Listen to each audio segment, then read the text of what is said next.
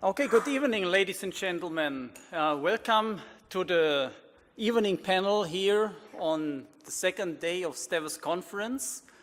And maybe do you know what is the disadvantage of having a conference in Southern Europe or Southeastern Europe? The problem is that you have sessions between 7 p.m. and 9 p.m. If we would have been in Central Europe or Northern Europe, we would sit now at dinner or maybe even would have finished dinner already. But so, I'm sorry, you need to sit here. We have called our panel session tonight Multi-Sectorial Integration of Electrical Power. E-fuels, power to gas, power to whatever.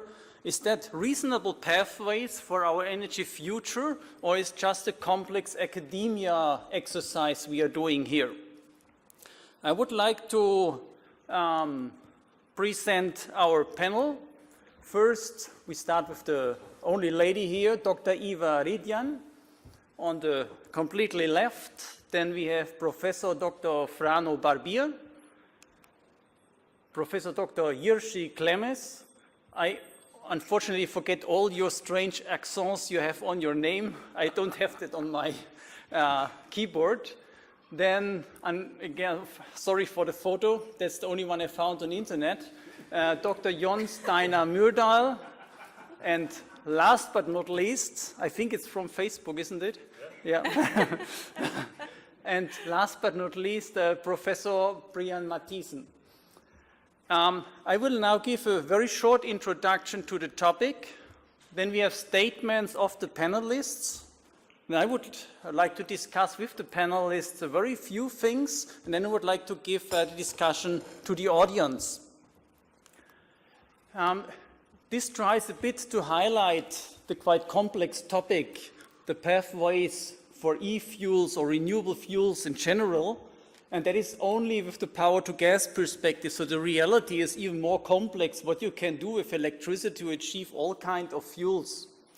So maybe when fuels from renewables, maybe the biomass path is a quite reasonable one, or the most reasonable one. You directly can go to fuels for renewables, liquid fuels, but also via the fermentation pathway you get to natural gas, CH4. And then of course you can use the gas infrastructure, the gas grid, but also the methane storages that are implemented in national grid systems. And of course, in the biomass pathway, you also produce CO2, and that could be a source for other pathways in these e-fuels. But maybe our discussion tonight will be more the electricity system and what we are doing with excess electricity produced from wind and solar energy. And when going to e-fuels, then it always, or most oftenly, it starts with the electrolysis process to get hydrogen, and maybe we already can stop here in the hydrogen pathway, but together with the methane we also can go for the methanization process, either a biological methanization or a chemical methanization, and then we are again in this natural gas grid and the natural gas storages. What also implies when there is no wind and it's dark outside and we don't have electricity from wind and sun, we can go back this pathway and use the natural gas again in CHP units, in gas turbines, to generate electricity back again. And that implements almost at the same time that we also have implemented the heating sector, because we always generate heat at the same time when we try to burn any fuel to make electricity out of it. And when we are in the gas sector, of course, via liquefaction, we can also create liquid fuels. And so we have gaseous fuels and liquid fuels. But when we have a look from the transport point of view, there's not really a need for e-fuels. Maybe it's a bit of provocation, but we could say electric cars are superior.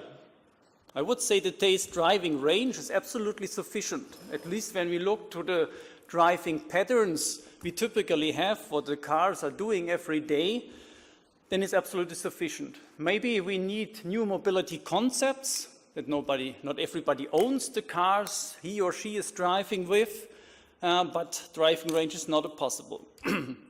Also, charging time is already sufficient. there's not really a need for fast charging. I remember we had a presentation from a company who's producing fast charging station for cars, and they said, according to our analysis, there's absolutely no need for charging stations, but the people who drive electric cars, they think they need fast charging stations, so for us it's a fantastic business. Efficiency is much better than e-fuels. Batteries are expensive, but when we compare that with power to whatever, then batteries are really cheap. So from that, is all those funny things creating fuels from electricity just academia? When I remember 10 years ago, we tried to produce electricity out of everything. Nowadays, we're talking to make electricity or have electricity and producing all kinds of goods, of gases, of liquid fuels or other chemicals out of electricity. So is that just an exercise? And maybe from a transport fuel, yes, but they are quite good argues from the energy system point of view to going to such e-fuels. So when this is, for example, our consumption of electricity, and that is generation from wind and sun, then we see that they are not really fitting. And what we need here, the gray one for 100% system, is any kind of storage.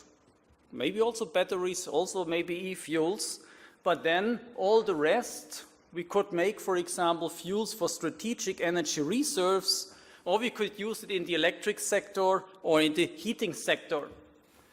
And to finish that with a comparison of different storages, we have here on the horizontal the energy density. Unfortunately, I took the wrong slide, that's a Portuguese one.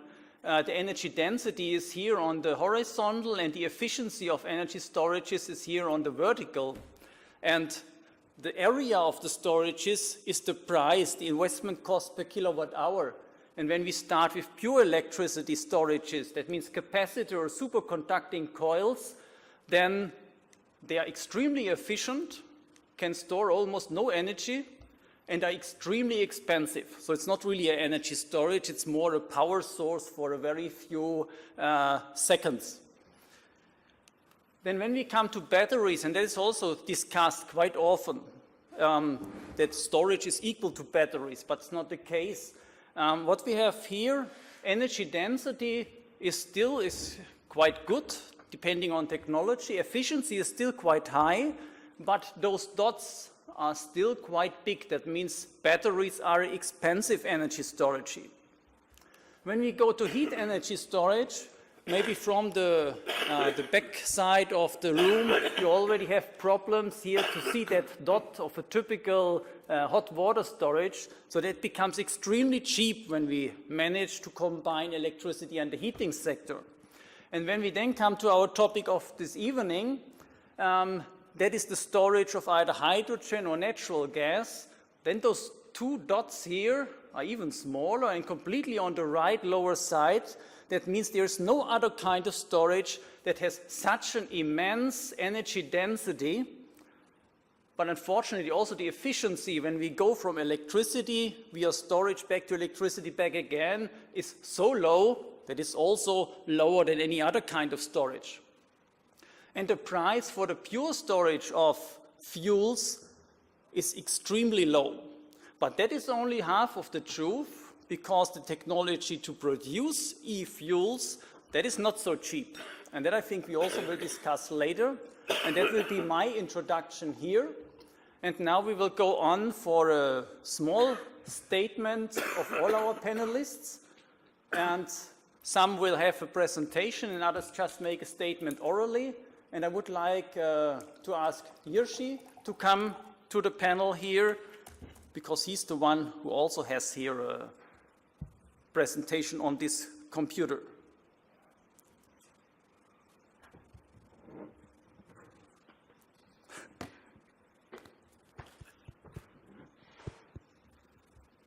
Yeah, I think I find it this morning.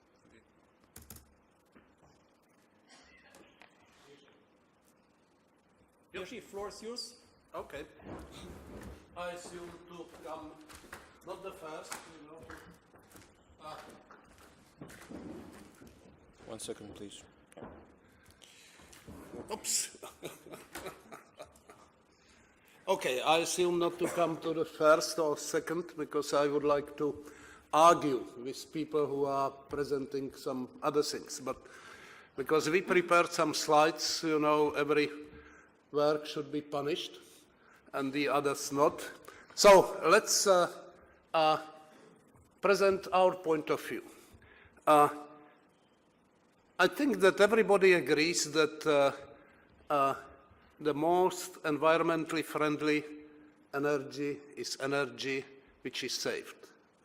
You know, you can convert energy, you can store it, you can argue how efficient are batteries, how much it costs, but the best is if you don't need it. And how you can make it that you don't need all the energy and, in this case, power. For this, we've got about 40 years something which is called pinch technology. And those who are having a degree in chemical, power, mechanical engineering probably heard about it. This is simple graphical analysis which is based on thermodynamics, where you've got something like this. This is a typical plant configuration, and you extract only streams which are doing something with energy. And it started with the heat. 40 years ago it was heat. It was a response to the first and second Israeli-Arab war and the first crisis.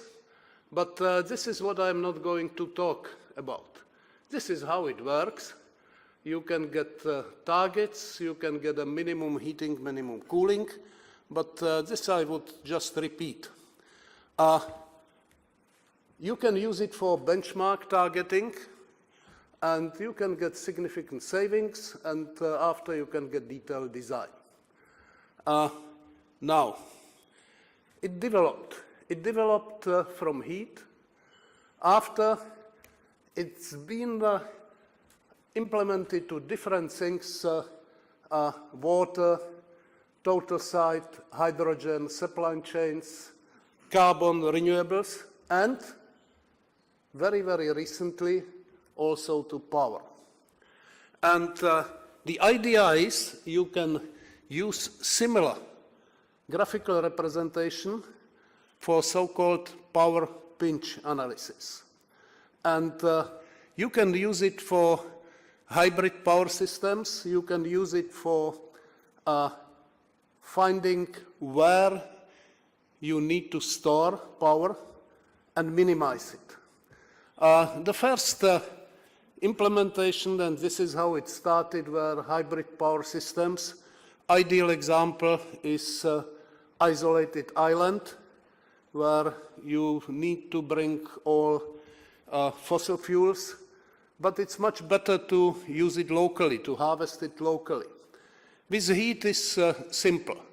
You've got a heat, you store it, usually by tank with the hot water, because this is still the cheapest one, but you can do it also for the power, electricity.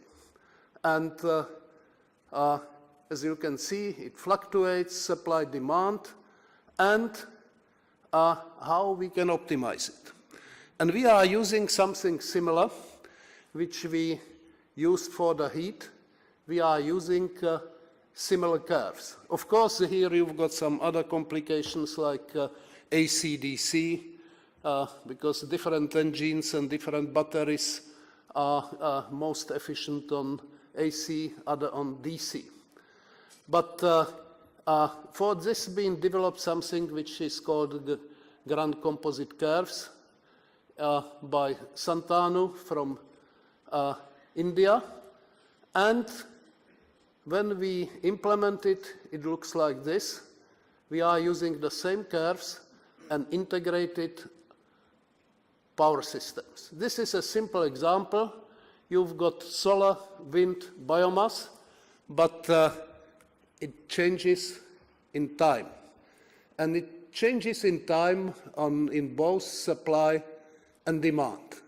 So this is the table of power demand data. Again, you've got different applications. This is the graphical representation of supplies and demands. And finally, you've got something which is analogy of hot heat composite curve.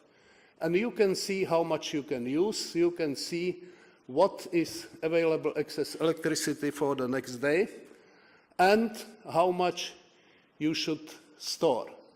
And it goes day by day, and you can tune it by sources and you can tune it by demand. You can get quite big reduction. It's been used also for total site. Total site is number of different units. It started from oil refining, and now total site is a combination of industry, big shopping center, big hotels, big universities, and so on. So this is one of the solutions which we are suggesting. Of course, it's much more complicated to describe it. I wouldn't need those 5 minutes. But you can use it for optimum sizing of HPS. You can use it for other things, and you can also use it for trying to shifting demand in the time. And in some cases, it's impossible because not too many people would like to work night shifts. But when we did big hospitals, it's no difference if the linen are washed from 2 a.m. to 3 a.m. and they nicely fit in it. So this is about the various energy storage selection, and this is the summary, because it's not only us who did it. There are some other people. You can read different topics. It's been now quite popular, and especially, as you can see by names, it's been quite popular in Southeast Asia. So that's it. It's possible to look for better batteries, for more storage, for better carriers, but it's also possible to save energy by integrating supply and demand by some tool. Thank you.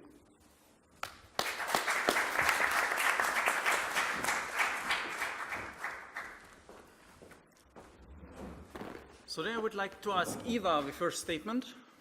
Thank you, Ingo. I would just go, can I just speak from here? Yeah, thank you. I would just go back to your statement that is this academia or it's not. I think it was academia, but I don't think it's academia anymore.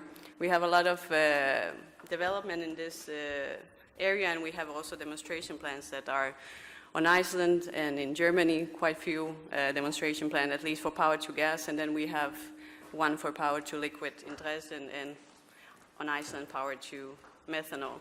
And when it comes to electricity, I do agree with you that we do have electrification of the transport, but we cannot electrify all transport. And even if when we reach the point of the maximum electrification, we still have plenty of space and plenty of problems with the rest of the transport.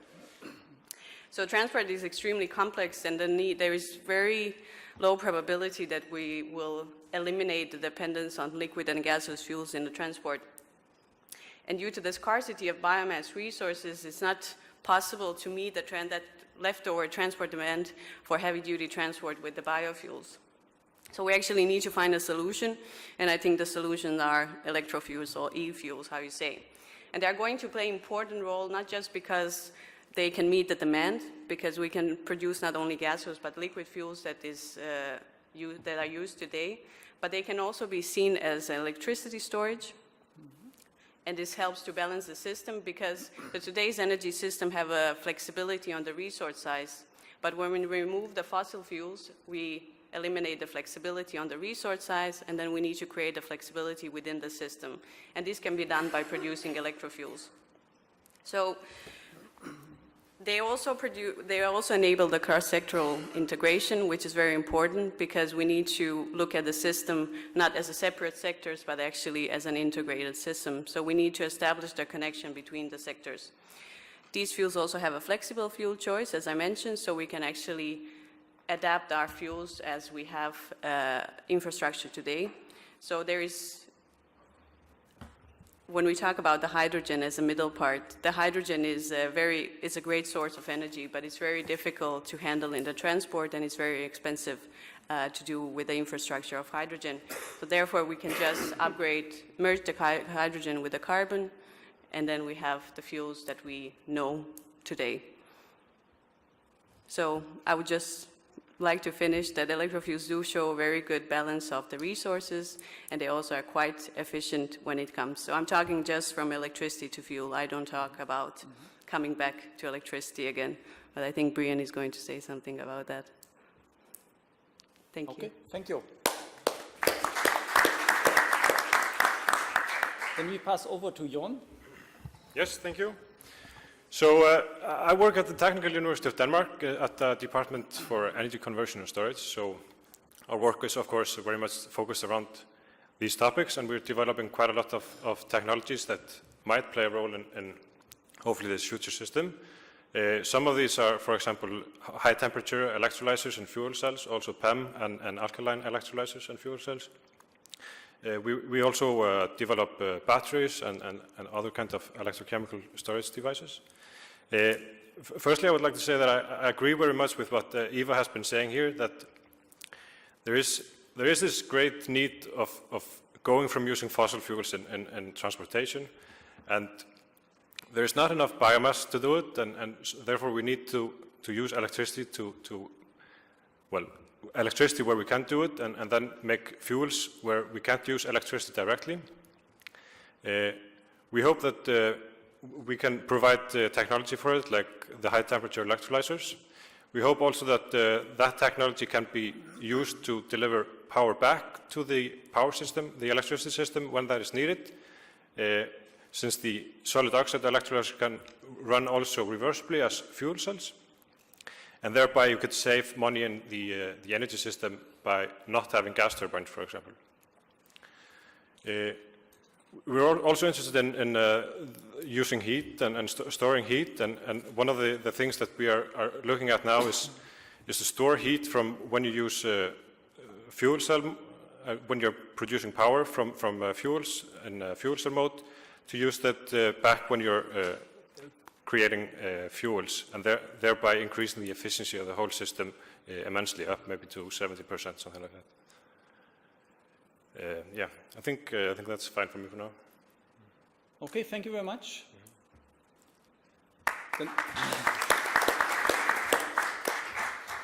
Then we continue with Frano. My name is Frano Barber. I'm a professor of thermodynamics at the University of Split, and I mainly work on hydrogen and fuel cells. And you all know thermodynamics is a science of energy conversions. But sometimes it's very difficult to explain this. I will use more simple example. Consider that you are a bank officer and you give money to the business ideas. And I come to you with a business idea that I will be buying furniture in a local furniture store, and then I will cut it in pieces and sell as a lumber. You would probably laugh at me. With no knowledge of thermodynamics, you would just simply say, this idea will never work. So I think when we are converting one fuel to another, or one energy form to another, we may come to a danger to do the same thing. So as long as we are not trying to make lumber out of furniture, I think we are okay in these energy conversions. But if somebody 50 years ago had come with the idea of let's produce fuel from electricity, people would probably also laugh at him. Because in that time we produce electricity mainly from fossil fuels. So it doesn't make sense to produce electricity back because that would be the same as producing a lumber out of furniture. So there is another parameter here in the equation, which is time and availability or demand that changes over time. So that brings us to the issue of value of fuel. If we produce any energy form in the time when there is no need for it, it has zero value. And so actually in the new energy system that we think already started transition toward the energy system with a larger and larger share of renewable energies, this thermodynamic paradigm will completely shift, because most of electricity will be produced from renewable energy sources, and it will not be a heresy to produce other fuels from this electricity. And that's my 5 minutes. Thank you very much. And Brian, please. Thank you, Wingo. I'm especially happy to be on this panel. I don't think many of you know, but I actually did a PhD called Fuel Cells and Electrolyzers in Future Energy Systems. So this, in some ways, has been my research area since I started my career. Which also means that I have analyzed these kind of things from many sides in many different papers and analysis. Which is why I wrote an abstract called The Urgency of Having Electrofuels and an Integrated Energy System Approach to Transport. Now there are several reasons for why this is extremely urgent. One thing is, of course, the storage problem. I will come back to that in a minute. But I think the most urgent part is actually biomass and the whole debate about biofuels. There's not many people who realize how big a challenge this is. I think we can use electric vehicles for personal transport, and we can use it for vans, but we cannot use it in trucks, and we cannot use it in ships, and we cannot use it in aviation. And when you start to do the math, and you use very efficient biofuels, you will quickly realize that there's simply not enough biomass if we want to, for real, transform the transport sector into a renewable energy system. I have realized that in many Danish cases, but also when you look at the European resources, it becomes very clear, because the transport demand is so immensely high. And where's the urgency then? Well, the urgency is that we are currently telling politicians and citizens that we need to do biofuels, that there's a lot of jobs connected to this. And this, in turn, may be a wrong decision, because we may realize too late that this is the wrong pathway, which can sort of make an obstacle for the whole transition. So we can have a political fallback because the investments have been wrong. This is why it's very urgent that we have a serious debate about what the role of electrofuels are. So we don't lock into the wrong system where we have a backlash in the renewable energy debate. Then just a few other points I wrote also in my abstract. I think there's this notion that power to gas is just a very good thing and that surplus electricity is free. Now this is not the case. Every kilowatt hour that is produced by a wind turbine has a price because the wind turbine has been erected. Then there's a market that shows that the price is very low, but that's a market that's been designed. The price of the wind turbine is there. This also means it is not trivial for what you use this electricity. You have to decide where you use the electricity best when you talk about power to gas. And here we have to pick the winner. We have to say which are good options and which are bad options. And maybe there's some in between where we are not quite certain. But from our research, it is very clear that when we talk storage, we don't talk electricity storage. We don't talk about storing fuels that we want to use to make electricity again. We talk about storing fuels that we want to use in the transport sector. It is also clear that it is not trivial whether we produce gaseous fuels or liquid fuels, because the efficiency of the vehicles that we can put these fuels into are very different when we talk methanol or DME vehicles versus gas vehicles, not to mention the ability to have storage on board the vehicles. And I think there's a lack in academic discussions, a lack of understanding how complex this is. And I think there's an urgency that we direct research into an area, into a more, let's say, focused problem solution pathway, because it is not as simple as using the natural gas grids and storages. It is much more complex than that. So that's my statement. Okay, thank you very much.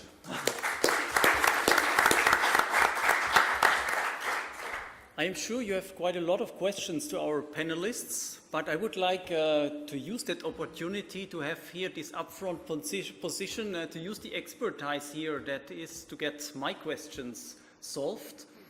And at least two of them I would like to ask to them. And the first one goes into the electrolysis. It was almost 4 years ago. There was a power-to-gas conference, and there was a chemistry guy who showed very negative things that says electrolysis very well when it works in a steady state 24 hours. But as soon when it is coming to on-off operation or modulating operation, then those electrolyzers, those cells would die. I, as an electrical engineer, could not follow really his speech. But when I see now, Eva had mentioning that we now have many of those demo projects in power to gas, and when I look to those we have in Germany, more or less they all run in a baseload operation. So they are not really running according to the renewables, they are really running baseload. So are there any experts who could answer that with the modulating? Yeah. I'm not an expert. I've got just 3 devil advocates points. First, I tested today Tesla, and it's really great. The point is, do we really will need in 20, maybe 15 years, biofuels? Because mostly the fuel is for the transport. If we manage to move to the electricity, it's no need.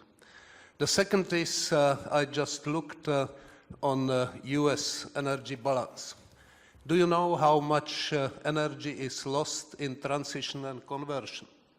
Guess. 66%. This is where we should go.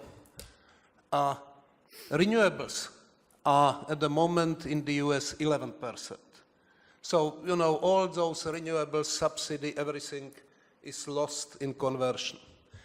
And regarding hydrogen and fuel cells, I'm again a little bit skeptical because unlike young people around, I remember year 1980, 1990, I was in Jülich and they told me, you know, in 1995, most of the transport would be on fuel cells. After it was moved to 2000, after it was moved to 2010, now we've got 2015. You know, I don't question the research what is done, but are those money used in the most efficient way? Is it really where they should go? So Jiří, you didn't take away my sorrows. Could anybody else? Well, I can maybe start by commenting on your question about the operation of fuel cells or electrolyzers at intervals. And I can say at DTU we've tested the solid oxide electrolyzers with a real wind profile from the island Ærø, which is in southern Denmark. And we've run it like that for several thousand hours, and there's no sign that the degradation is increased. And actually, recently, we've also started running them reversibly, and what we see from the reversible operation is that it actually inhibits degradation, so there's less degradation when you run them reversibly. But you also had been running them 7,000 hours steady state. Sorry? You had been running them 7,000 hours steady state? Yes, that's also been done. And there's not increased degradation by running it cyclically compared to steady state, yes. Anybody else who wants to comment on that? No? Yeah. Yeah, I can make a small comment. We actually just completed a small analysis about what kind of flexibility you need in the electrolysis. I think that was your question, right? About if it should be base load or how we use the flexibility. And what we find is, and this has actually been repeated 10 years, it was actually also done 10 years ago, is that if we use electrolysis, then we need a certain amount of wind in the system before it starts to make sense. And this is to do with, if we don't have enough wind, then the electrolysis will simply make a power plant start up. So that's one thing that needs to be clear. And then once you start to use the electrolysis, the need for flexibility really depends on how much you need to produce. If it's very little compared to the overall demand in the energy system, it doesn't really matter that it's more or less base load. But let's say that the electricity or that the demand for fuel from the electrolysis device becomes half the size of the other electric demands, or even as high as the other electric demands, then it starts to become extremely important that it's flexible. Because this means something about this enables the electrolysis to stop when there's a lot of wind, or when there's no wind, and start when there's a lot of wind. And then I would just like to comment on Clement's points. I don't think there's anybody in this panel who doesn't want to reduce conversion losses. I don't think anybody mentioned fuel cells in any vehicles. I'm not a believer in fuel cell vehicles, and I've been banned in a lot of connections in Denmark for saying that. But I do not believe in fuel cell vehicles at all. Stationary big installation. Yes, maybe stationary, possibly, if it's developed. So I think this is where you have to talk about details, and you have to actually start to pick the winner and see what is a good idea and what is a bad idea. So. Okay, yeah, please. Unlike the two colleagues, I have been involved in the fuel cells from the very beginning, so I can actually give some answers to the questions. Why did people say in 1990s that the fuel cell will be like 5 years away? They simply lied, because they had to lie to get the money from the investors. If they told the investors we need another 15 years, they would say, okay, fine, go to your lab and do it, and when you are 5 years away, come and see us. And what happened is that the biggest liars got the most money. So it was not that the best people had the best technology got money, it was the biggest liars. And that actually brought the fuel cells down. So in my career, I went through the ups and downs, and being so optimistic about the fuel cells and being so pessimistic, so what am I doing? Am I ever going to see a fuel cell vehicle? I actually participated in the first PEM fuel cell vehicle built in the world. I was part of that team. And I was delighted to drive a Mercedes B-Class with a fuel cell, and I disagree that there is no future in the fuel cells. Even if we have electric vehicles, the fuel cells and the hydrogen still have a better gravimetric energy density than the battery. So you are not driving Tesla with 2 tons of batteries around, and most of your energy is actually spent to carry batteries around.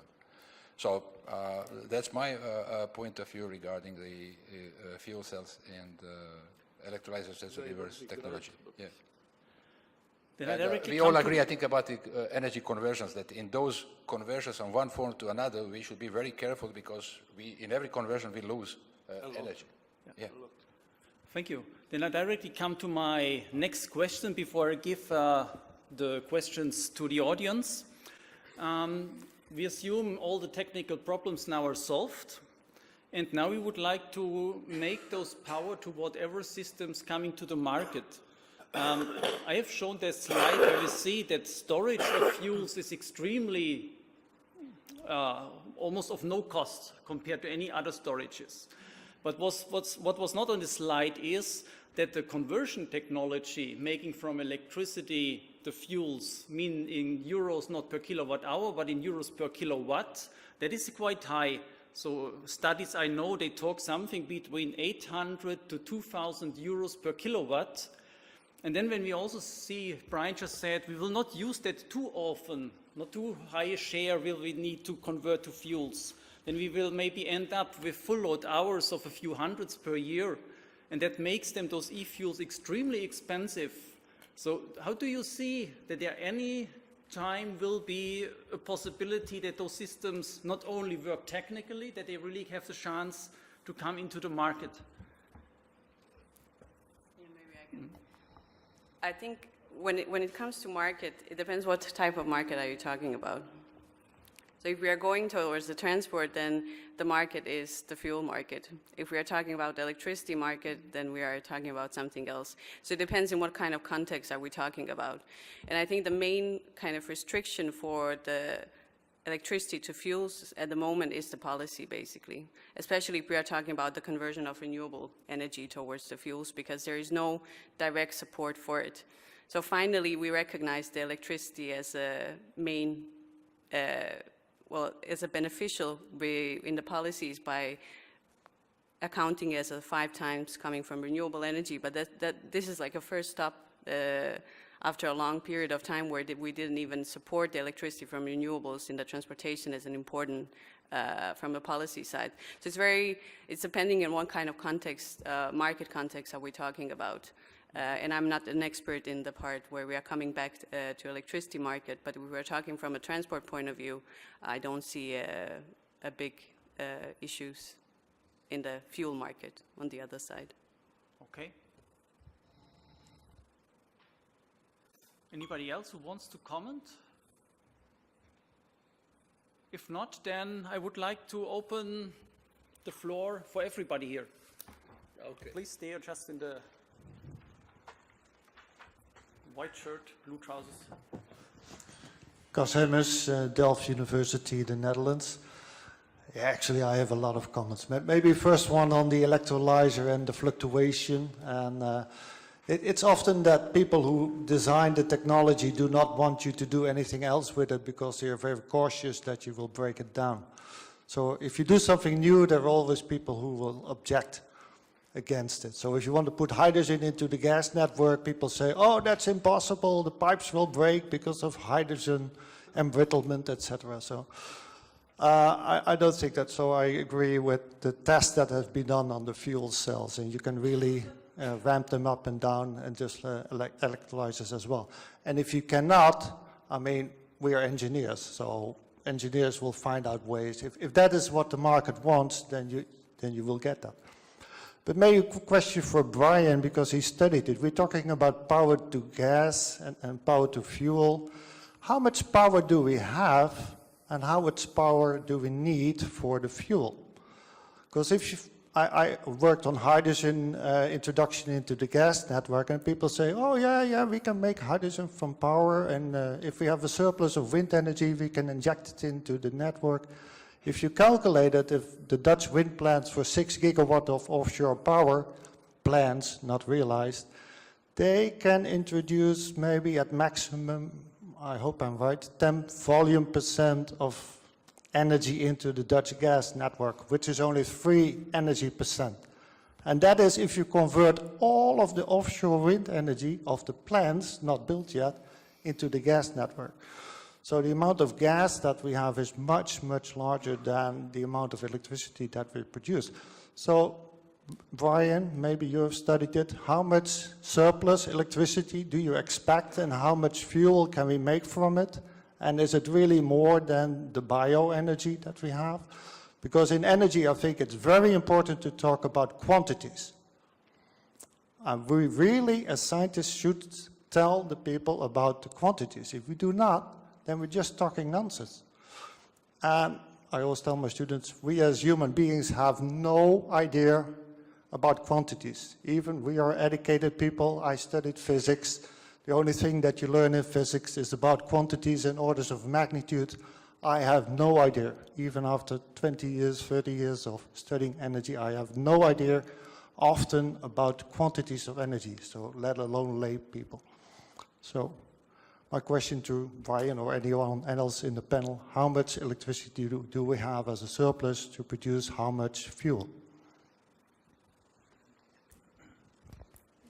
That's a tough question to answer. I will try.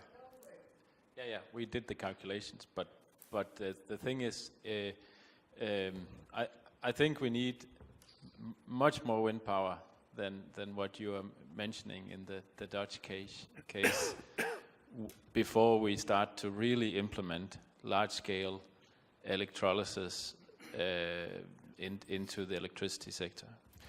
The thing is, if we start to use electrolysis before we have a lot of wind, then we will induce a lot of power plants, which means that we might as well have used the fuels that we put into the power plant directly for the purpose that we are actually trying to displace in the gas network.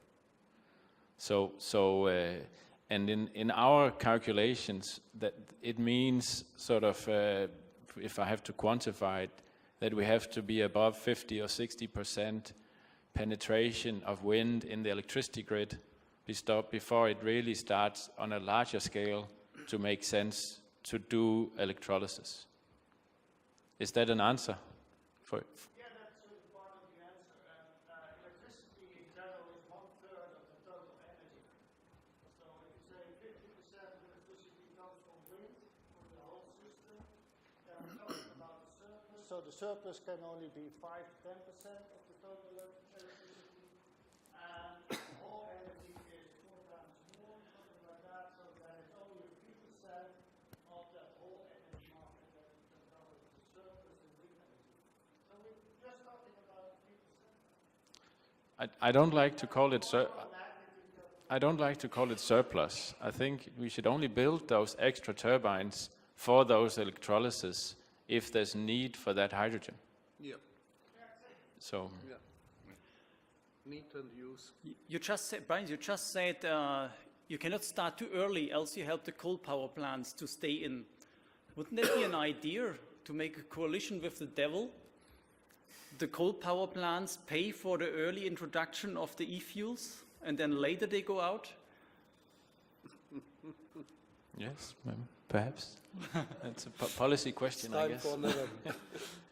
But I think it's important to start talking about the pathway that we should go for and to demonstrate that it's possible. Name, please. Talking about efficiency, we're quite... talking about efficiency, not yet.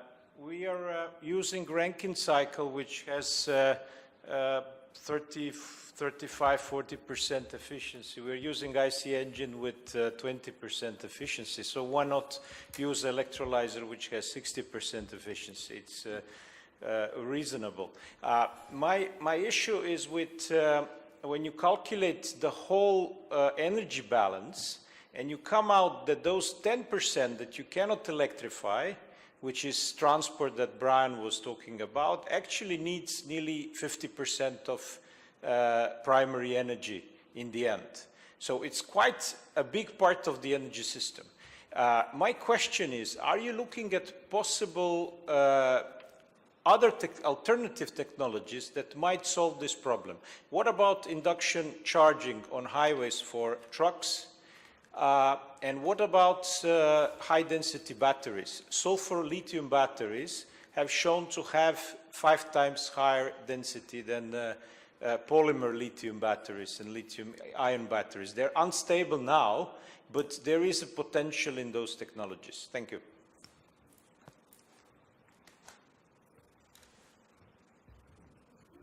Is it me? Okay.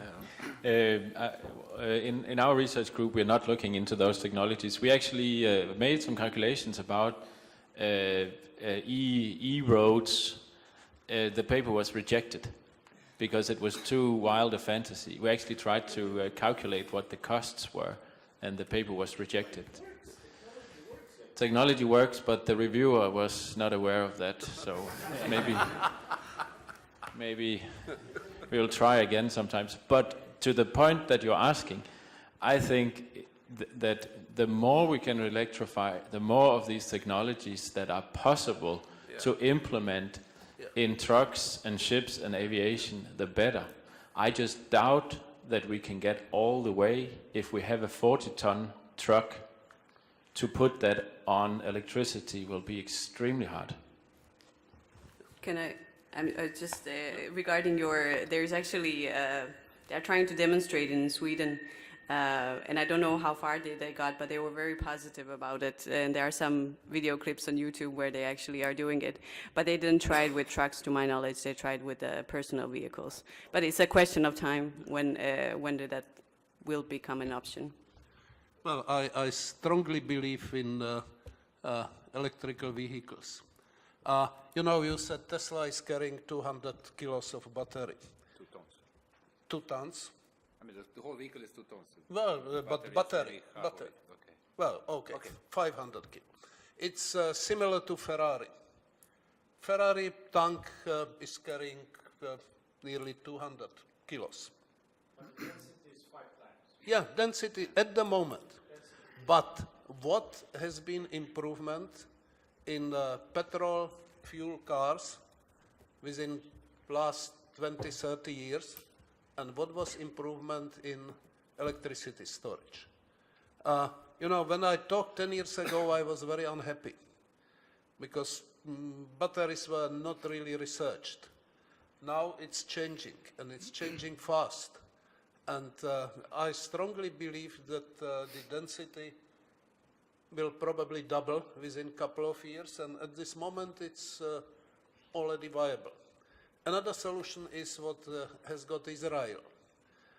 They are under strong pressure not to rely on liquid fuels, which are mostly produced by Arabic world. So they introduced a number of battery changing stations. You are coming like refueling, it's Nissan is involved in it and some other manufacturer. Take, you know, on a trolley the battery, put the new one, and you go. There are many solutions. Trucks are, of course, the problem, because truck would need a huge battery. But when we've got hybrid buses, I think the things are changing. And let's see what would happen, but probably everything what we are talking about, hydrogen, about conversion, is about energy carriers and storage. And the question is, which one will make the biggest progress within next, say, 5–10 years? I would like to oppose Jiří.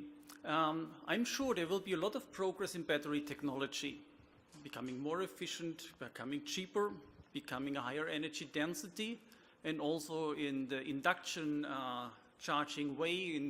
There is a test drive in Fraunhofer in Kassel, for example. Maybe we'll have that in future. But when you have an induction road, then you consume electricity when you need to have it. There's no storage implemented. Yeah. And even having better batteries in whichever category, we still have the problem that we don't have a long-term energy storage. And from the energy system point of view, we also need a long-term storage. And that I don't believe that batteries could do. But now Jon wants to comment. Yes, I just wanted to comment slightly on this with the trucks and with the induction. And I guess trucks are not everything. We also need fuels for aviation, and we need fuels for ships. And I guess it would be hard to induct the skies. But and I guess all of us agree that we should use electricity where we can. So batteries, if we have good batteries for trucks, that's a positive thing. I also wanted to comment on this with the weight of the battery and the energy density. And at least in my mind, for private vehicles, the energy density is not really a problem today. I mean, if you have driven a Tesla, it can drive 400 kilometers. It performs very nicely. And I guess the efficiency is quite good, even though it's heavy, compared to internal combustion engines at least. What the problem is today is the price of the battery, really. Thankfully, the price is coming down quite fast. It will not come down in a way that you can use it to store a large amount of energy for the energy system. But hopefully in a few years, electric vehicles will be very competitive with internal combustion engine vehicles, because the price has gone down of the battery, not necessarily because the energy density has improved so much. Can I just quickly reply to this? Because I find it very interesting that what people in batteries are telling you are probably the same lies that people in fuel cells 15 years ago were telling about the efficiency and the price. because they want to get research money, and that's why they were telling you that, yes, we can get the efficiency down, but give us more money. Or we can get the price down, but we need 10 more years for the research. And you don't believe fuel cell people, you didn't believe them, and now you believe batteries people. I don't believe either of those. But there are more cars on the market with batteries than fuel cells. Yes. So, a little bit more belief. I don't think you have to believe anything that's going to happen in the future, because I mean this is already happening. It's only like 5 years ago that batteries for electric vehicles costed around above $700 per kilowatt hour.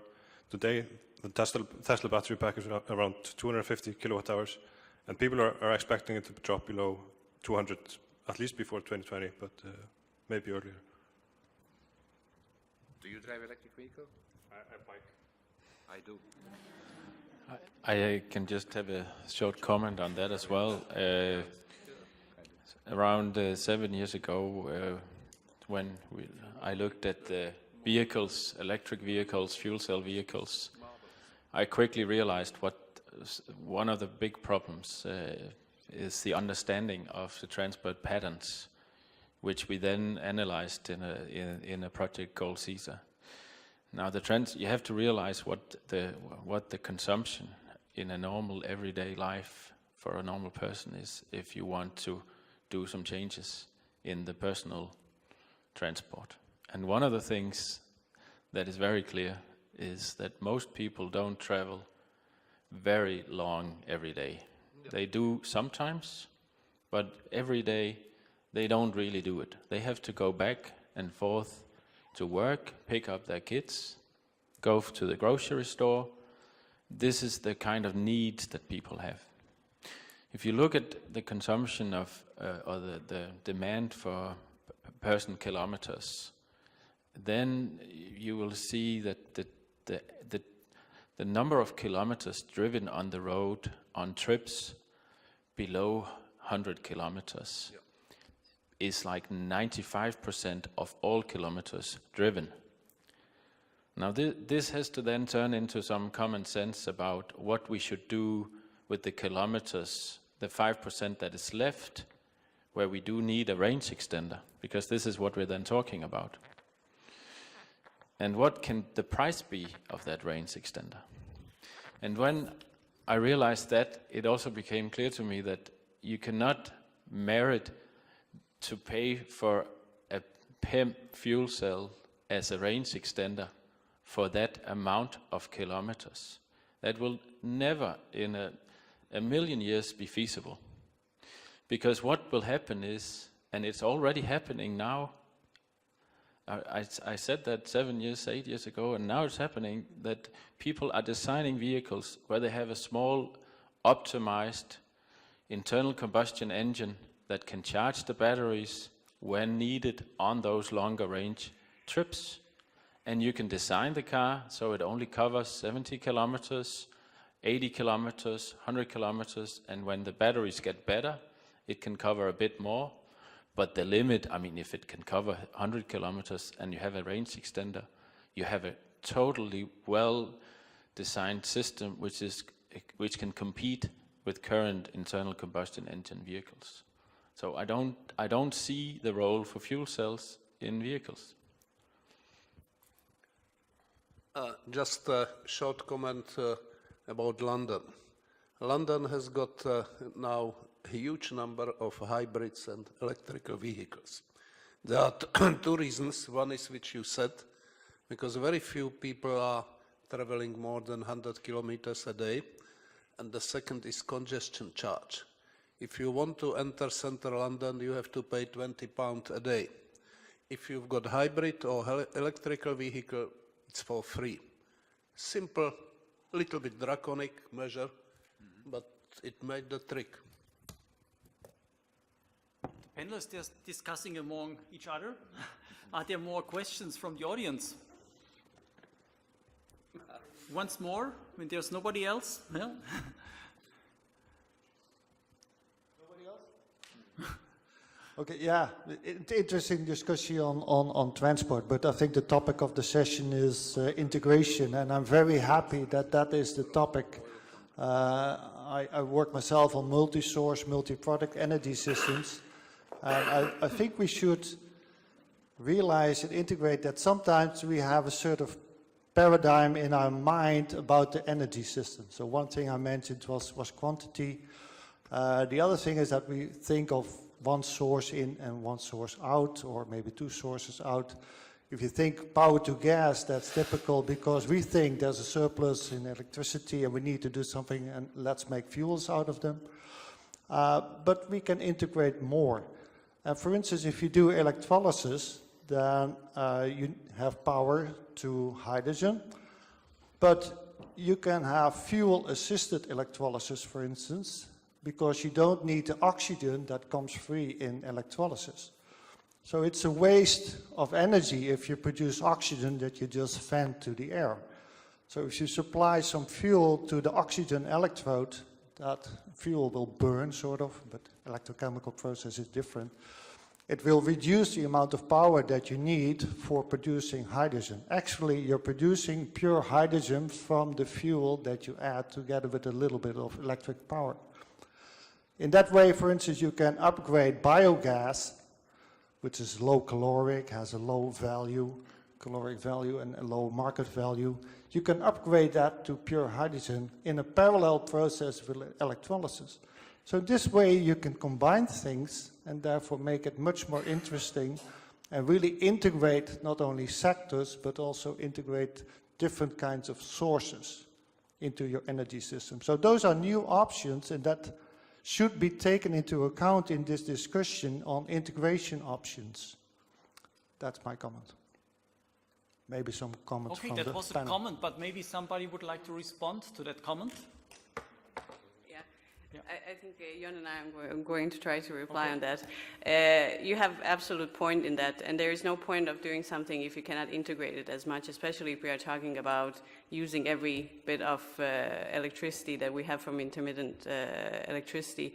So we definitely, when the analysis is done, all the processes, and I'm talking again about the transport fuel production, is that you actually integrate every step of the production process and use the synergies within the processes, because some processes have a lot of heat losses which you can use in other parts of the process. So it's definitely beneficial for the process itself, for the efficiency, but it's also beneficial from a system point of view to integrate it as much as possible. And Jon has a bit of more details from the electrolyzer part, I guess. Well, just what I was thinking is that it sounds a bit strange to me that you're going to burn fuel to produce fuel, right? I mean, so, I mean, I guess the other thing you can do is to use the hydrogen to upgrade the biogas, right? And then you have a high-grade fuel rather than burning the biogas. What you're doing is you're upgrading biogas to pure hydrogen, which has a higher market value in a parallel process to electrolysis. It has some aspects, but it's new options, and the way you operate the system depends on your boundary conditions, on the price of electricity, the price of hydrogen. But it gives you new options to operate in a flexible world where everything changes minute by minute. That's what I'm saying. And what I'm also saying is there are new options. Don't think that we are stuck to the options that we now know, electrolysis, fuel cells, combustion engines. There are much, much more options coming available in the future. So if we think about the future, I always say, be sure that you're wrong. I mean, many people make statements about the future, but be sure that you're wrong. Yeah, it's definitely difficult to predict the future, but you also need to start working today in order to have a future and to meet the demand.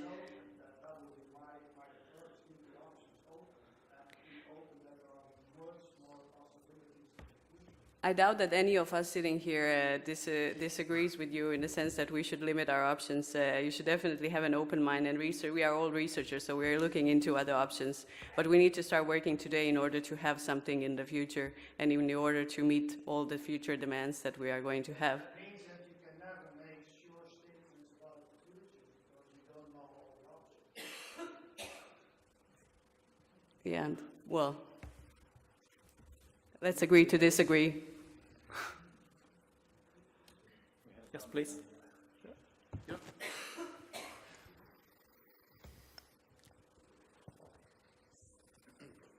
My name is Daði Sveinbjörnsson from the Technical University of Denmark. So now we've discussed, or you have discussed a lot about the transport sector as in land transport and mainly about personal vehicles.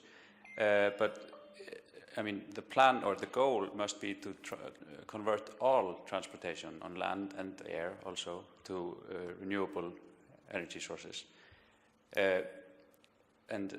Some of the panelists have been talking about electrification and hydrogen, that will solve all the problems. So I'm interested in hearing their view on how to solve the conversion of the aviation sector to renewable energy. And the second question, which I guess goes to all the panelists, is do you see, so for the production of kerosene, today the route to go, if you would do electrofuels, would then be to do Fischer-Tropsch synthesis of kerosene. And today that is, so Fischer-Tropsch is only viable in very, very large plants. But do you see a role for a small scale or modular Fischer-Tropsch plants? Or do you think it can be done just with the gigantic ones we know today? Thank you.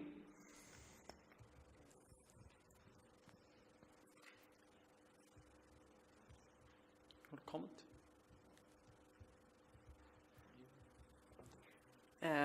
Yeah, so I can say what we did in our analysis, because we, of course, we're trying to meet all the demand for transport. And I'm talking about 2050 renewable, 100% renewable Denmark. The way that we have modeled is that we assume additional losses for conversion to kerosene, because we do believe that at some point when you have the synthetic gas, you can go wherever you want to go. Fischer-Tropsch, I'm not an expert in Fischer-Tropsch synthesis, but there are some, I have read some articles about the smaller scale. It is definitely today something that is done on the high scale, but we also need to think that the demand for aviation is also relatively high. So it depends how do you design the system in order to produce that type of fuel. Of course, there is also a benefit of modal shift when you can do it, because, of course, Denmark is a very small country, so you can actually substitute, instead of going by plane to parts of Denmark, you can also do it by train. So that was also accounted in our analysis to maximize that modal shift from aviation to train, if possible. So that's also a way to go. But of course, you cannot do that in every case, because aviation is, of course, something that is long distance, very long distance. Yeah, I'd just like to supplement. I think it's a very good question. In China at the moment, we have 5 million vehicles driving on methanol, which is done from coal. In South Africa, during the apartheid regime, there was a deadlock of South Africa, like a trade, a ban of trade, which meant that South Africa had to produce their own fuels for the aviation, and which they actually managed to do using coal, which is a resource they have. Now, what does this tell us? It doesn't tell us that we can transfer directly or just right now and do this based on renewable energy or based on gasified biomass combined with hydrogen from electrolysis. But it says that the technology is there and can be adapted and can be used, and that we have the components ready, but we haven't tested all the components together yet in the new system that we want to go into. So this is that was the first comment you had. Then the thing about the sizes of the plants. Luckily, we together with you at DTU Conversion, we have quite a series of projects together, and I find it important in those projects to challenge the manufacturers of these chemical conversion plants, namely Helder Topsøe and these kind of companies, and ask them and challenge them about what the sizes should be of those plants, because what we see now is that they are really big. But I think we should go into a debate about could we make them smaller, and what would that mean for the technology characteristics. And I think in the newest project we have, maybe we could start to challenge the producers of these big plants to see if it's possible, because I think it is important to have a more decentral structure in the future.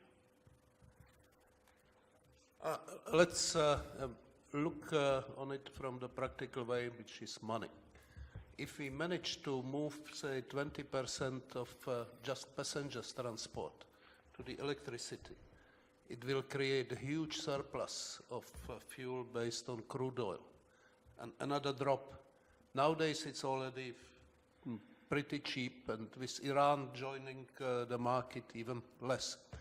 So I think if we accept that aviation, which compared with road transport is not huge, you know, those are small percentage, would run on the crude oil, which will be cheap, okay. Always we should focus on the main segment of emissions, and that's it. On the other hand, fisher traps. I think it's a good idea. It's been practiced, especially in Germany, a long, long time, during Second World War very intensively. If it works and it's competitive, and it's, if the fuel is cheaper than from crude oil, which I think the price would be about $20 per barrel, fine, it's great. If not, who would buy it? So everything depends on the development, and it's difficult to forecast, but as I said, I strongly believe in a good segment to moving to the electricity, but what we should expect is fierce resistance from oil companies. They are ruling many countries, and can you imagine suddenly they would lose the business? I can't imagine what they would do.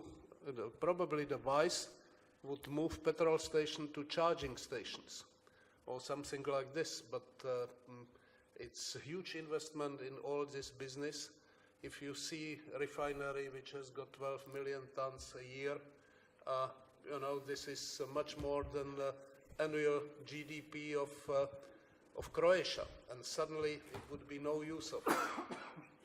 Yeah, I would like to comment shortly on this. So I think this modular idea is quite interesting. I think it's especially interesting when the input fuel into your plant is biomass, because biomass has low energy density, and it makes sense not to transport it very far before you upgrade it to higher density fuels. Regarding fisher traps, I think, it's true that, there are some people developing these modular fisher traps, factories. But I guess the problem is that, from them you get crude oil, and you would always have to also ship that to an oil refinery. That is, I think it's hard to make the oil refinery small. But from this aspect of trying to use low energy density fuels and upgrade them locally, I think the modular idea is very, very interesting. Neven, please. What we heard from Professor Nakicenovic this morning from his invited speech is that after 2050 we will have to have negative CO2 emissions, meaning storing CO2. That reminds me of one question that I'm not sure that it's solved. Where do we get CO2 for producing fuels? Hydrogen is obvious, water, there is plenty of water, but CO2, there is a lot of CO2 in air, but this is not very high density. We can, of course, recycle some of CO2, take some from biomass combustion, but is it enough?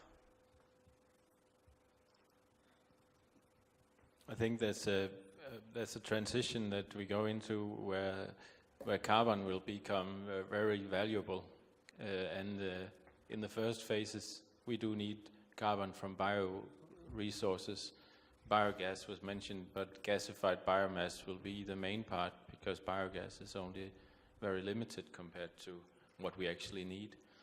In the longer run, we need to look into a system where we unlock ourselves from biomass, which means that some kind of carbon capture technology from ambient air would be very feasible or very important in a system where there's a biomass constraint, which would also free us from the land constraint and all of the problems that are there. But in a transition period, it seems from our analysis that the carbon is there from the biomass that we use in other sectors if we are able to capture it.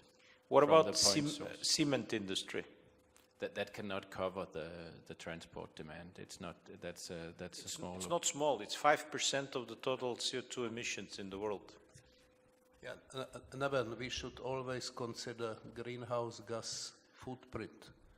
To saying that burning biomass, we have not CO2, it's nice, but to produce hydrogen, okay, if it's by electrolysis, it's fine, but it has to be transported, it has to be put under high pressure, low temperature, and it creates a lot of greenhouse gases.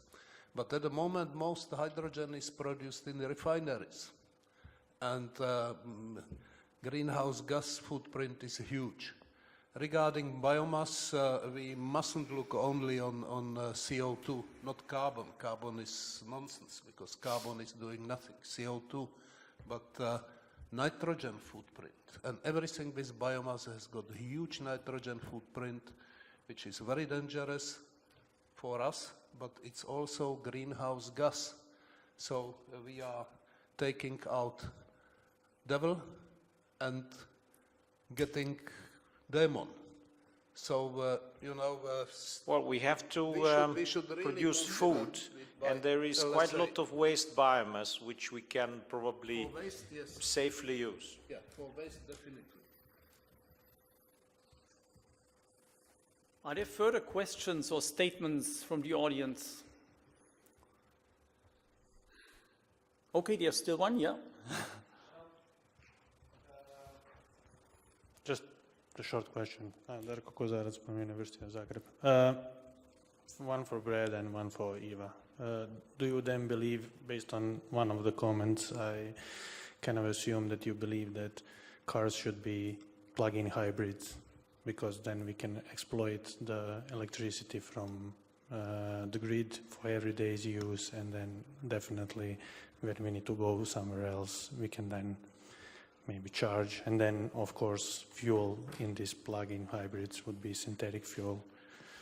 And second, I mean, of course, this whole discussion probably requires and thinking about a lot of subsiding from some government, because at this point my question is, what is the cost of 1 liter of synthetic methanol? And in order for customers, and the market is really tough, and I'm in transportation, let's say research, to change the level of sulfur in fuels, it took like 15 years and a lot of effort from governments. How much money does the government have to subsidize? And maybe Denmark can, have this subsidizing money, but what about all the other countries? So let's say first, what is the cost of fuel today, and do you think that there will be enough money for reaching the point where actually it will be economically feasible to have synthetic fuels? Is there anybody who can answer with a number? Yeah, if I pick up from my head from my PhD thesis, so I did a comparison with other types of fuel production, and I did the analysis for 2050. So we are talking already about the projection of the petrol price, and if I remember, it was 28 euros per gigajoule for production of methanol from bioelectrofuels, what I call, which is biomass gasification, which is hydrogenated afterwards.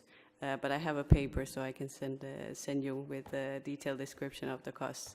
But it is so from the perspective of 2050, it is a comparable with the projection petrol price with the counted CO2 costs that is petrol causing.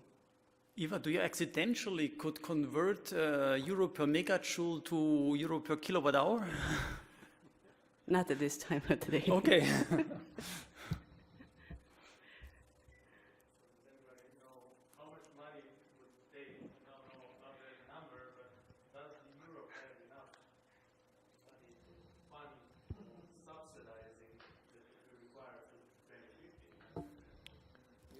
I guess there's, I mean, a different question is if Europe can afford to subsidize, CO2 emissions as we're doing today, right? So the question is, I guess using renewable fuels is going to be cheaper than continuing to use emit CO2. There was calculation this morning from Professor Janovich, and he said that we need around $1,000 billion per year to invest in new technology.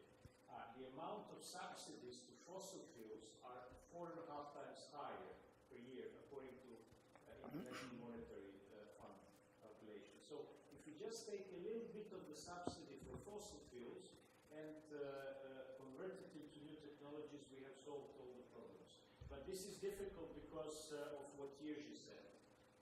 No, I agree. I actually like, although I'm burning fossil fuel as a research, I like the idea of e-fuels, actually, because you can use all the infrastructure and all of the things that have to be changed, for example, to purely electric vehicles. So You should like it very much because that keeps your eyes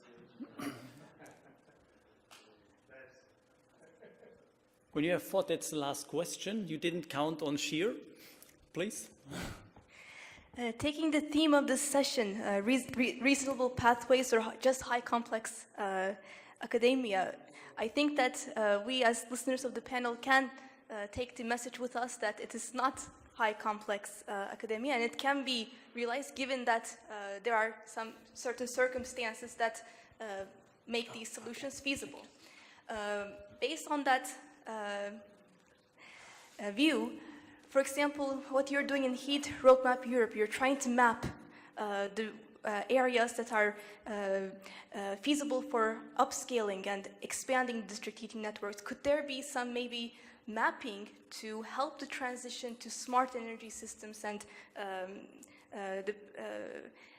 so areas, maybe they need some infrastructure, or some systems need more flexibility than others. Can you pinpoint areas that can be more suitable to, as a start, as pilots for smart energy systems than others?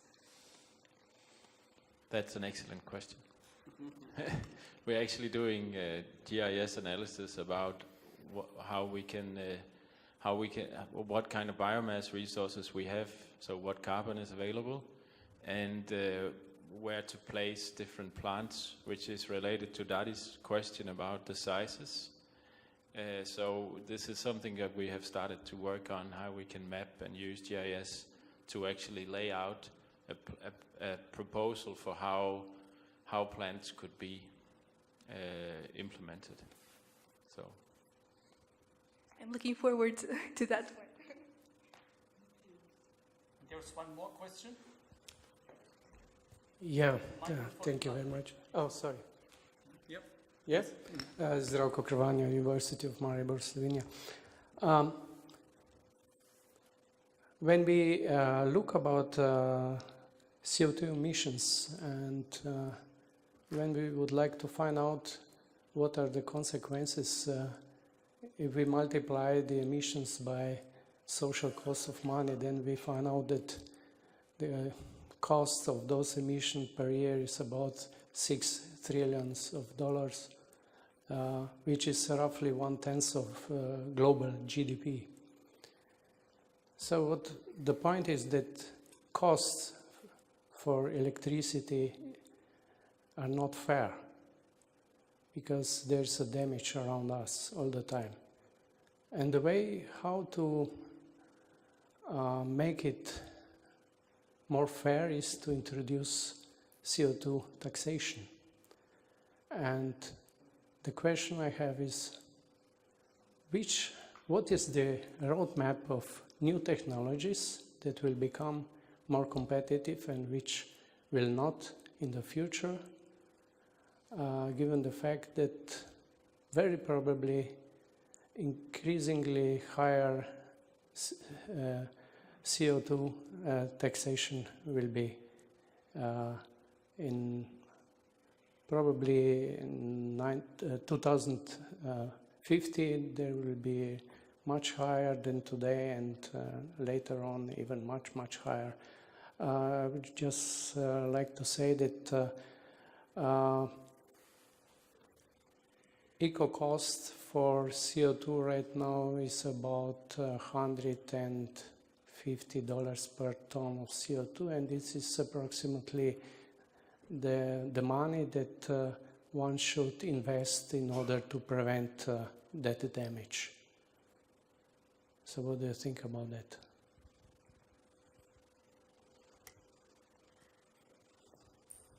Well, I can try and comment on it. I'm not a very strong believer in the CO2 taxation for the overall transition. I think it's a rather narrow tax that stops certain power plants from operating, but it does not help to erect wind turbines, and it does not help PV. In that, CO2 is only one element. In erecting PV and wind turbines, you need a whole regulatory framework which enables investors to be safe for 10 or 15 years. So it's a hoax to say that CO2 tax can do the transformation. Also, we have to realize that at a certain time, the amount of CO2 in the power sector will be so low that the role of CO2 tax will be even more limited than it is in many cases today. And this is not to say that we should abolish CO2 tax. This is just to say that it has a role in combination with a lot of other things.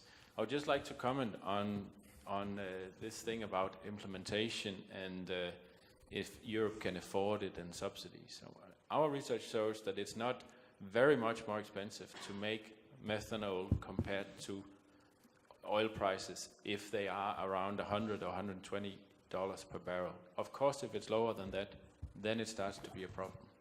But that is just one thing. I think the main barrier is that we have to enable investments in this infrastructure, because it is energy automats. It is not an operation cost. It is an automat that we have to invest in, and the investments are extremely big, but the payoff is extremely long. So there's a regulatory problem in actually enabling this transition to take place. I believe we saw this past weeks, 1 or 2 weeks, one major breakthrough. We saw the Lehman Brothers of the transport sector in front of our eyes.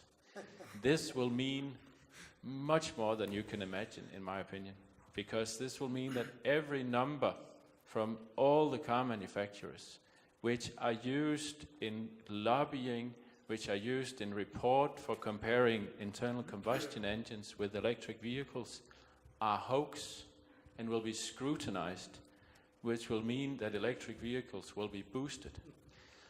And this will mean that in 10 years, the amount of money that is in a sector that is the future will be much higher, and the institutions that are behind that will grow, and the institutions behind the oil sector and the traditional car manufacturing sector will diminish. So, and this is just one example where perhaps the deployment of electric vehicles will be much faster than you think. Just one comment. Already electric vehicles are usually boosted by regulations, because none of the emissions actually produce. I mean, we don't produce today electricity only from renewable sources. We produce it from biogas or different plants. So electric vehicle is counted as zero emission, which means that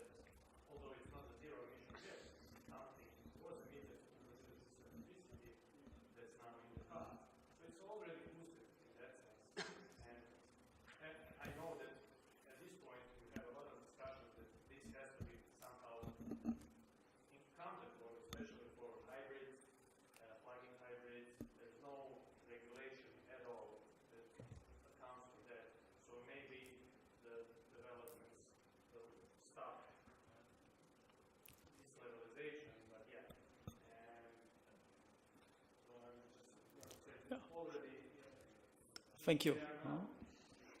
This next question is over there. Okay, thanks.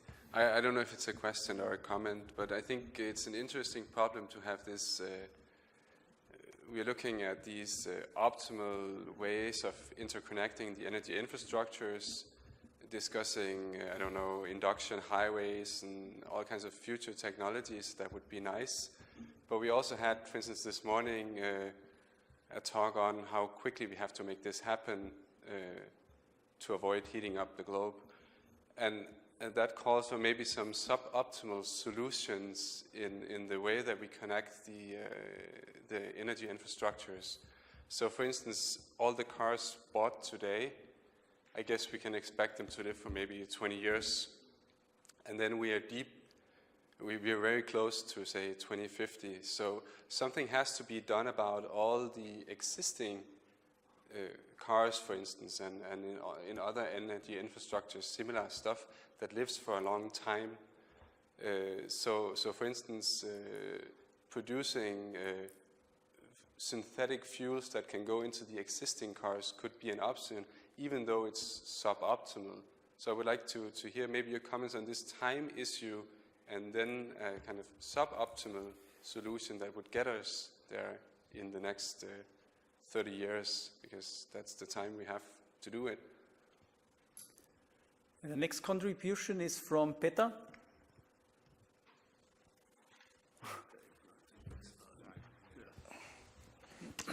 Well, I wanted to just try to spin things in a little bit positive direction, not just to ask the complicated questions, but a simple one. In our engineering studies, because we deal with industry, we have this analysis of marginal benefit or steam marginal price, because when we deal with steam systems. So the principle is we identify a sequence of actions and we order them in such a way that with minimum effort or a minimum cost to achieve maximum benefit, which would give the highest marginal benefit. So maybe in this case, what I'm interested more in is what would be first few actions or first few research areas where we should direct our efforts with highest marginal benefit.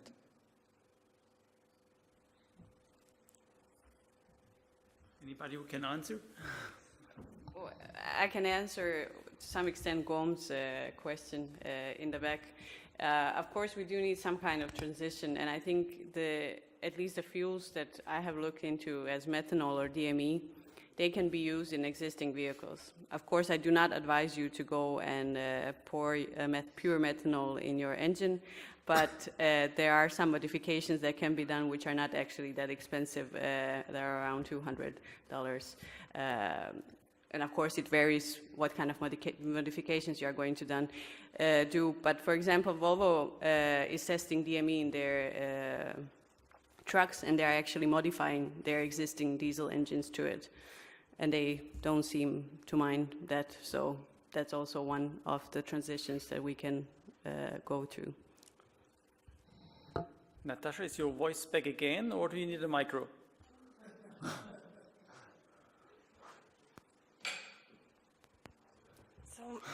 Given the importance of carbon capture and storage technologies for achieving 2 degrees goal, can we sell some of these technologies as carbon capture and storage?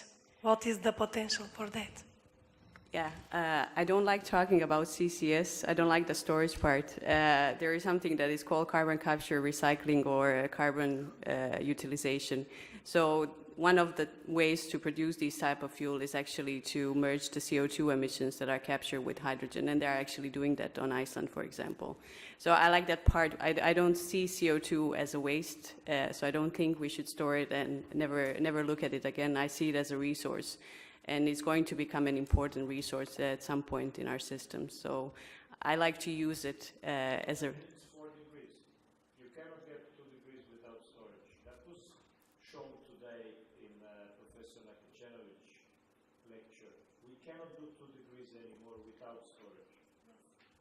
Okay. to store it. It's absolutely necessary to store it.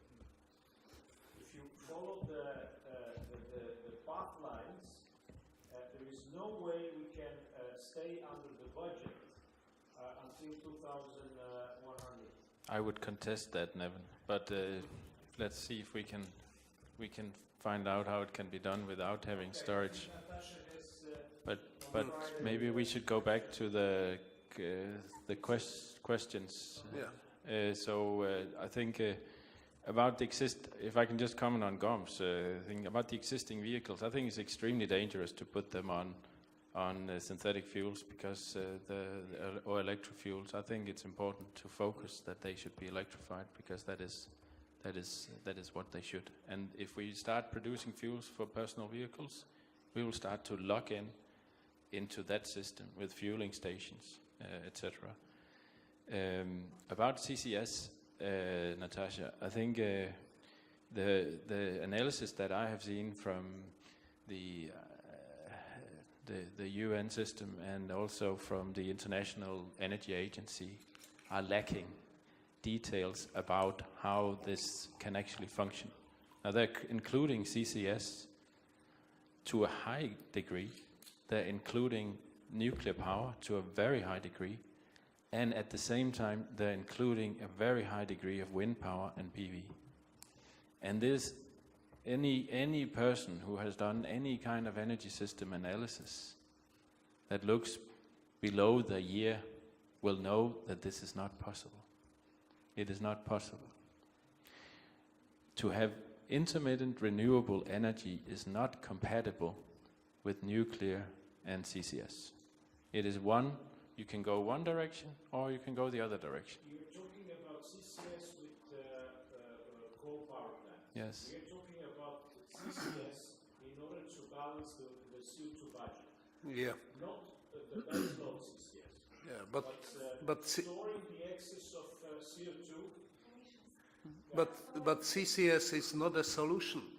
If you look from life cycle analysis, it's not a grave. You know, this is what we are just storing and make life of our grandchildren pretty miserable. So I don't like this solution. It's a well-hidden mechanism for increasing extraction of oil and gas. For this it works.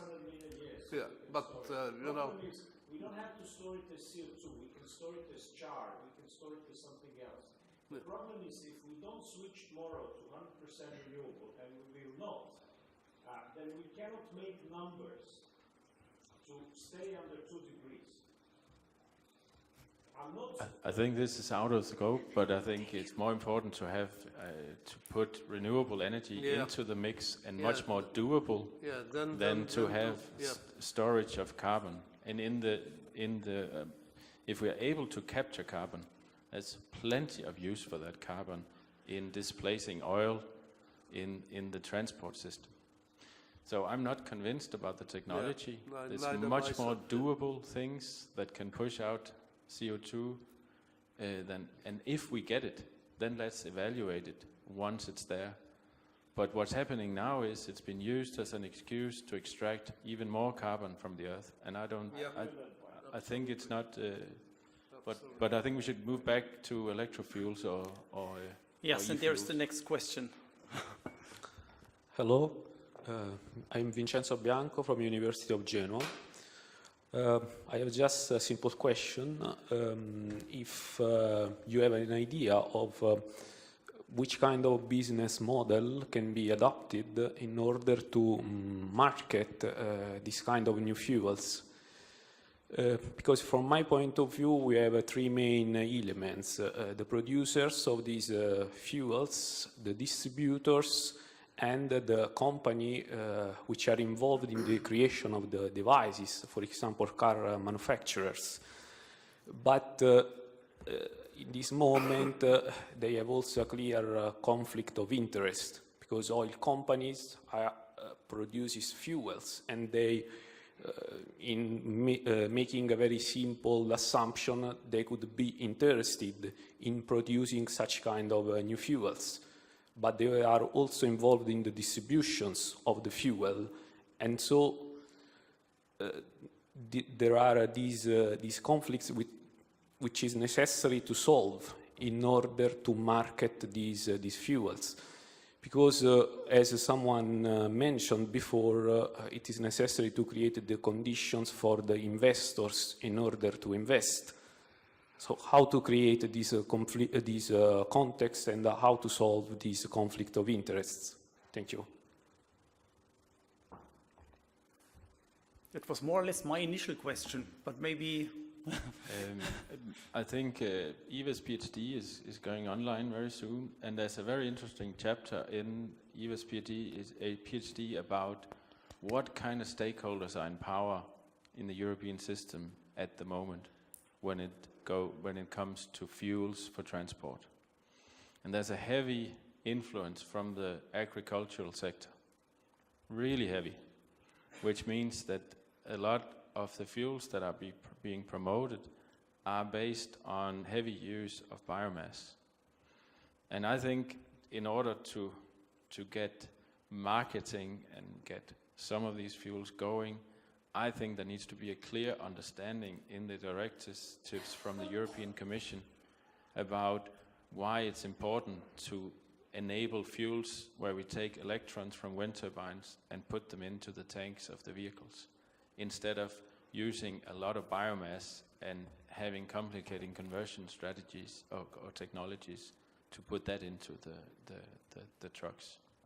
So I think it starts by having demands on the companies to actually implement e-fuels or electrofuels, and then I think the companies will start to market it, and there'll be a lot of producers once that happens, because the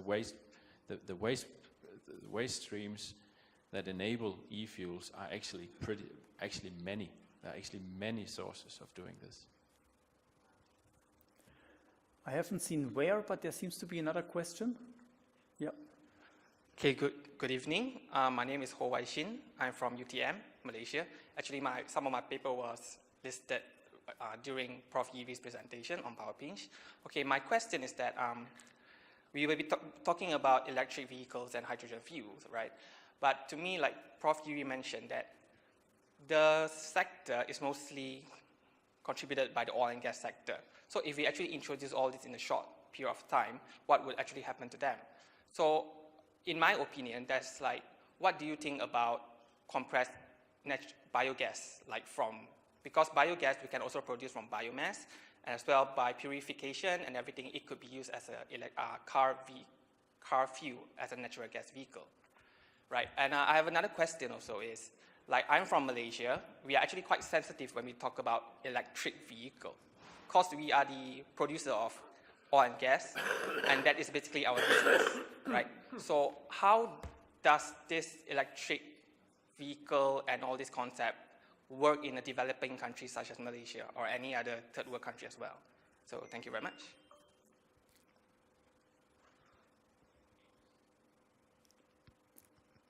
I can reply on the first part.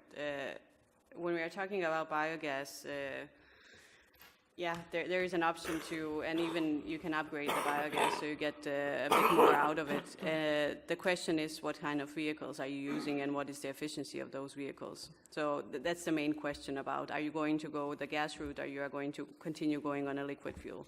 So it's a question of the efficiency of the vehicles, and it seems like the gas pathway is not the way to go. Of course, there is an option to use it on a smaller scale, and no options should be completely disregarded, but I do not believe that the gas vehicles are going to continue running in transport sector, at least not for the parts that cannot be electrified. Further contributions? We're approaching 9 o'clock. Yeah, I think it's it. When there are no questions, I need some fuel very soon. Is there a need for you to make any closing remarks? I think it's not a need, but if somebody has something really to say. I would like to finish with a question that we actually didn't touch upon, and that is the social aspect of energy. My question is, do you believe that we could keep the same lifestyle with just replacing fossil fuels with renewables and e-fuels? Remark? No, Maybe we before- will consume more and more. So before closing, I need to disappoint you. There is not planned another coffee break. And there are no more sessions tonight. Or I need to look to Tomislav. Is there any social session you need to announce? This is the major problem. Tomorrow. Okay, that will be done tomorrow. So I thank you very much for attending the panel, and I also would like to thank very much the panelists for their contribution and discussion. And so I wish you to have a good evening, a good night, and see you tomorrow.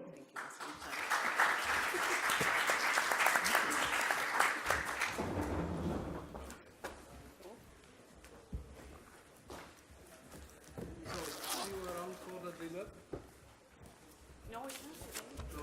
Okay. Oh, sorry, I've got another one.